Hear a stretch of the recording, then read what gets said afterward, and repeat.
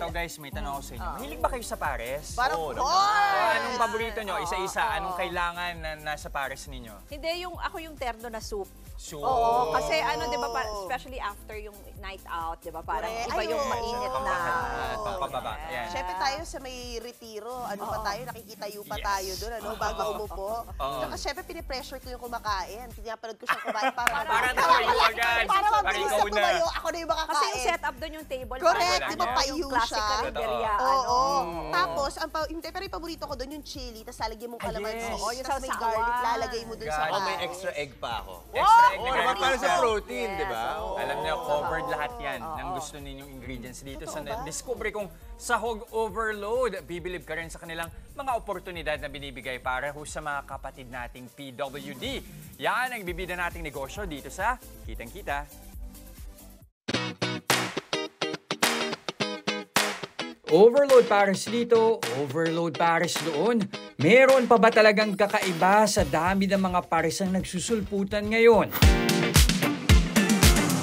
Bakit di nyo subukan itong dinayo kong paresan sa Marikina? Ito ang Pares Maldita. Hindi lang overload sa sahog at lasa ang kanilang mga pares, siksik at liglig din sila sa mga isinusulong nila para sa mga kapatid nating PWD o persons with disabilities. Karamihan kasi sa kanilang mga staff, pawang mga PWD. Una, idea ko lang po yun. Tapos may kakwento ko po, manager po sa basketball. So, siya lang po yung unang nagtiwala sa akin at nagpahiram po ng kapital para masimulan ko po muna sa cart yung paresan na to.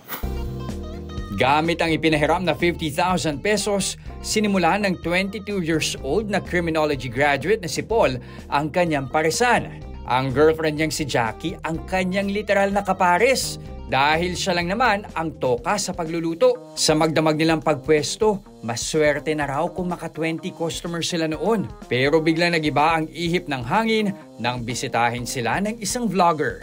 Nung na-vlog po, maabot na po ng 150 to 200. Isang malaking biyaya kay Paul ang pagkakaroon ng bagong pwesto para sa kanyang paresan. Nung nag-rent po kami dito, yung owner po kasi may alaga po siyang mga deaf. Mayan po. Bali, nung nakita niya pong nahirapan na po kami, kung sabi niya po pwede ba daw pong tumulong yung mga deaf. So ayan po, pumayag po kami, kaya po kinukuha na po namin sila araw-araw. At syempre, hindi naman pwedeng dumayo ako rito nang hindi natitikman ang kanilang patok na pares. Nakilala ko si Melky, isang deaf waiter dito sa Pares Maldita. Ang sistema, turo-turo style. Hi Melky, hi Melky. Pwedeng umorder? Order tayo? Okay. Okay, this one? Overload. Overload. Ano pa ba mga specialty niyo, ma'am? Pares, beef pares. Sige, game. Ano? Pipicturan. Pipicturan mo. Para, yun po, picturean niya, yun po yung papakita, yung papakita doon. Kamusta naman pag-waiter dito, Melky? Happy po siya. Masaya ka. Bakit ka masaya na nagagawa mo to? Why happy? Serving. Like to support the Pares Maldita. Help. This garden. Pero anong naitutulong nito sa'yo, Melky, yung ganitong hanap buhay? Personally, my boss, help, support. He also support the Pares.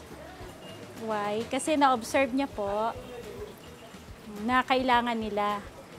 Kulang sila, kaya gusto niyang supportan at masaya po siya nagsaserve sa mga tao. Alam mo, kitang-kita ko sa kanya yung joy sa ginagawa niya. Kaya excited na rin akong makita yung paghahanda niya ng pagkain. Kasi I'm sure kung masaya siya, mas masarap kumain. Happy siya. Thank you, Melky. Thank you, Salamat. po. Tama, ano yung salamat? Paano yung salamat? Thank you. Yes, welcome. Paano you're doing a good job? Do. Alright, good. Bukod sa serbisyong ibinibigay ng mga kapatid nating PWD, may dagdag entertainment pa sila habang naghihintay ka sa in-order mong pares.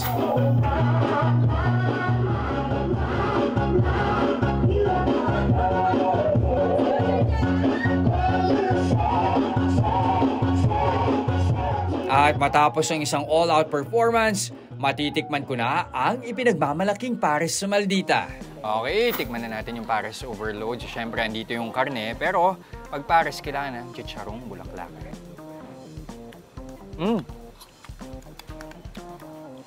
Legit ah. Masarap yung kanilang pares, yung classic na pares na nakasanayan na natin. Ano ma'am, familiar sa mga kapatid natin dyan sa norte. Ito yung dinakdakan. Masarap siya. Kasi may texture pa rin. Andun yung crisp. Masarap, panalo.